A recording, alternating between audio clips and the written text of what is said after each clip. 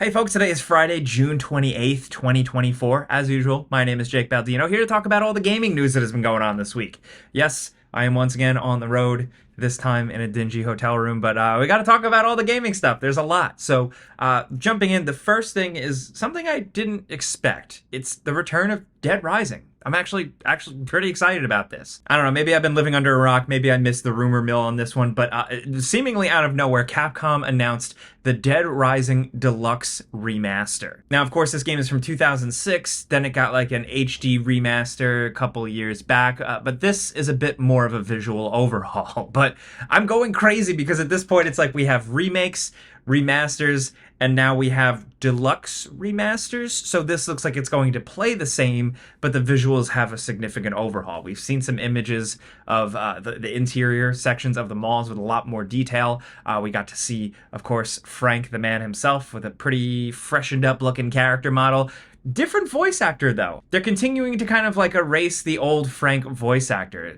No TJ Rotolo, and that's kind of a bummer, definitely. For me, that original voice made the character, made the game. That's just me. But this seems like it's more of like technically a remake, but hopefully keeping things the same, not changing anything. You know, they've said in the marketing stuff that they're retaining the gameplay, and that's good because Dead Rising to this day still is really, really unique. And especially with the market really expanding to games that challenge you in the mainstream. I mean, with Elden Ring being so popular, Dead Rising was a very differently constructed game in terms of how it plays. So I'm excited to see it have new life. As of right now, we know that we're getting more information on this one July 1st. So I guess keep your eyes peeled. Next up, in case you missed it, it does look like we kind of got a little bit of a confirmation of the Assassin's Creed remakes. Of course, months back, it was reported through rumors and stuff that Assassin's Creed 4 Black Flag was being remade, which is interesting. I love that game so much. I don't think it needs a remake, but hey, whatever. So now, head of Ubisoft, Yves Guillemot, did go on record saying that they are working on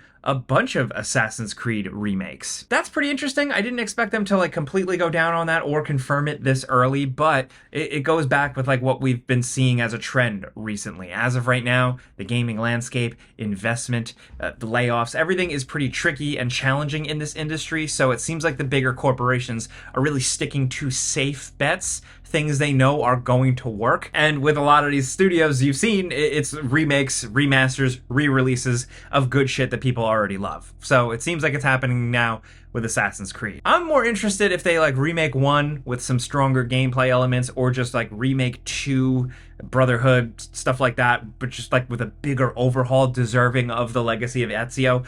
I'd want to see that, but I don't know. We'll see exactly how many are in the works. As of right now, we don't know, so I don't know. But at the very least, I take his statement as face value that that Assassin's Creed Black Flag remake rumor is definitely a thing. And an update, a game we haven't talked about in a while, but it's one that took the world by storm a few months back, Palworld. The community manager went on social media and kind of I say cryptically, you know, that's kind of a loose. They very blatantly teased that a PS5 version is coming. They did a little hearts, and like one of the hearts is colored blue. It was obvious. Everybody caught it immediately. Not so cryptic, but we don't know when exactly. Some people are thinking it's way sooner than we expected, but as of right now, that's all we got with that. But hey, Palworld on PlayStation, pretty cool. And of course, we talked about it a lot more last week. Check out the Before You Buy and like the tips videos and stuff like that we did. But Elden Ring Shadow of the Erdtree DLC expansion is crushing it. And crushing it literally. From Software announced that it reached 5 million players in 3 days. That's wild, especially for that type of game. I just want to point that out. While like there's a lot of bad shit in gaming now, and like some people are so burnt out on games, there are still some kick-ass classic real games coming out, and people are playing them. And Elden Ring is the example I will point to every time. Like a niche, challenging, weird Japanese RPG is not something that like you would normally have on the bingo card for games becoming massively successful. But From Software cracked the code, and I'm always just looking forward to seeing what's coming next. Bloodborne 2. But speaking of that, sticking with Sony news, there's a new rumor floating around by Insider Gaming and Jeff Grubb that PS3 emulation by Sony is in the works. This possibly has been in the works for a while. I've heard this rumor years ago. I think Hip Hop Gamer was one of the first people to report about this, but from a lot of these people, they're suggesting that Sony has been cooking on getting PS3 games emulated to modern platforms. And I don't know, there's got to be something more to this story. Like, I'm wondering what the catch is, or like what the deal really is with it. And I also just want to say, you know, maybe cool your jets on hoping your favorite game will come. I would say Sony first-party games are an easy guess. Yes, like I would love to see Infamous 2 more easily playable on modern consoles without just like streaming it. But something like a Metal Gear Solid 4, I think Konami's going to keep that for themselves and package that up and sell it in another Metal Gear Solid collection. That's, of course, if this is happening. It'll probably be part of their PS Plus offering if it does roll out. I'd like to see it, but for now, it's still just rumors and speculation. Next up, jumping over here real quick to talk about the sponsor of today's video, Incogni. Now here's the deal. There are thousands of companies and aggregates out there collecting, storing, and trading around your personal data without you even knowing about it. We talk about online security a lot here, and yes, there are data brokers out there just holding on to information like your personal info, like your name, your phone number, your address. Chances are you've read headlines about data breaches. Maybe you were signed up or you had an account with a random website that got hacked. Now your data's out there. I mean, me personally, I've signed up for newsletters that I completely forgot about and then ended up getting a ton of junk mail, meaning my email address is just out there. I know you don't want that. I don't want that. And you do have the right to request removal of this information. But the problem is that there are so many places out there holding your data. It makes it difficult. And that's where Incogni can help out. All you do is create an account and then say whose personal data you want to be requested to be removed. Then after those two easy steps, you just sit back and watch Incogni go to work. Incogni has an intuitive, easy to read dashboard that shows you the progress of all of this. It's actually cool to just set it up, sit back, and watch the progress happen. So if you want to check this out, all you have to do is click the link in the description down below or head to incogni.com/gameranks. And then when you're there,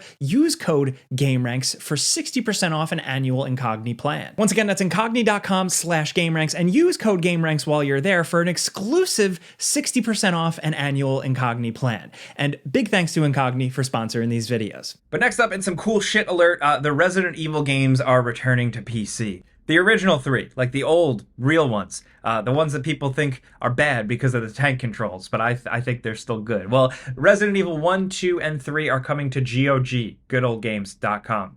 They're partnering with Capcom to re-release these suckers. As of right now, just the first Resident Evil is out, and they're doing their thing that they've done with a lot of games on GOG, where it's slightly tweaked, enhanced, modern convenience updates, but it is that original game, the best playable version of it, DRM free, and it's $10. It's got controller support, the localization options, all that stuff, and I think this is a win. I don't know if it's ever going to come to Steam, probably not right away, but as of right now, you can access and play that original Resident Evil 1 in all its goodness, and then 2 and 3 are in the pipeline coming at some point. It's nice to have these on the PC platform because, like, you know, the only other way to play Resident Evil is the remake, which is on Steam and everywhere, but like the actual OG Resident Evil 1, now you got it. These are some of my favorite games of all times, yada, yada, yada. You've probably heard me say that a million times before. So now's your opportunity to check it out if you were interested. And if we're talking about stuff just releasing, there's quite a bit this week. Of course, Riven is out. This is like a remake, reimagining of the original PC classic. Riven was the sequel to Myst and was the biggest thing since sliced bread. This PC puzzle game was amazing. A couple of years back, they did do a version of Myst in Unreal Engine 5, and this essentially is taking it to the next level. Also just released, Super Monkey Ball is back with Super Monkey Ball Banana Rumble. Personally, I never got into these games, but I like seeing a new one. It seems like people are digging it.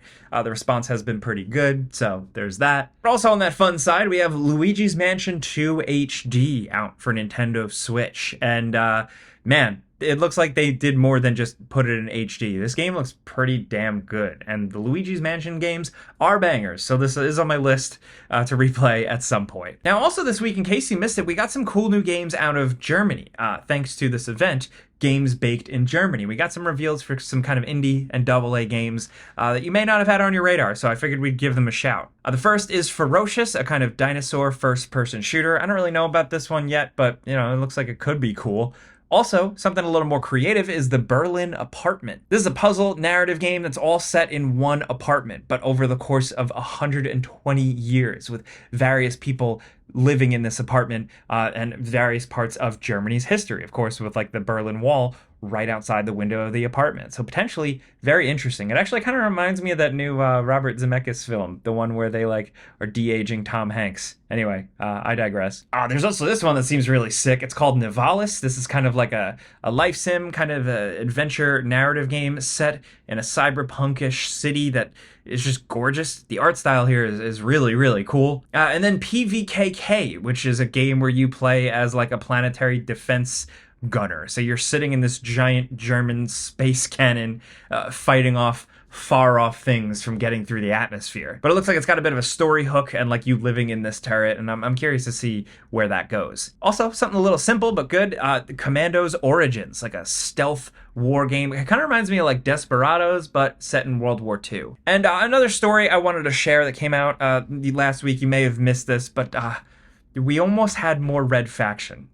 Yes, Embracer Group drops another L on us, our least favorite company of 2024. They put the axe on this project, but apparently a team was working on prototyping and trying to get greenlit a new Red Faction game, a kind of spiritual successor specifically to something like Red Faction Guerrilla, which for a lot of people, that was their entry point to the series. A lot of people just really love that game. It was awesome. At the time of this, like them trying to prototype this stuff and get it greenlit, Volition, the original creators of the original Saints Row and Red Faction, were kind of already on their way out, but this developer, Fish Labs, was working on apparently a sci-fi Metroidvania concept, and they had this quote-unquote visual prototype for a Red Faction game. Apparently there was a trailer they made, like a fake trailer with Unreal Engine 5 to show off what this game could be, and this was around 2017, 2018, and apparently it did not get greenlit, and they ended up canceling both projects that they were working on and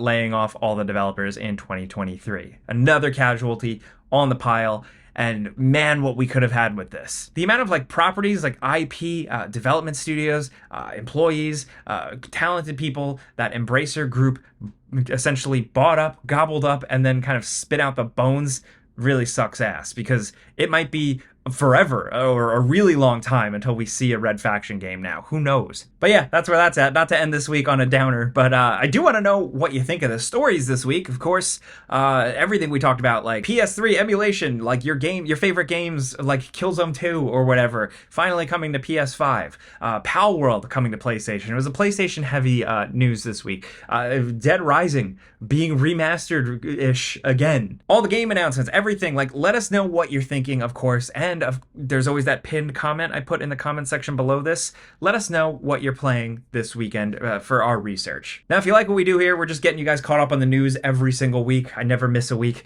Clicking the like button's all you got to do. It really helps us out. But that's it. So as you can tell, because I'm here somewhere, I got to get to work. So I will see you guys soon. All I ask is that you have a great weekend. Be safe. Pizza's on me.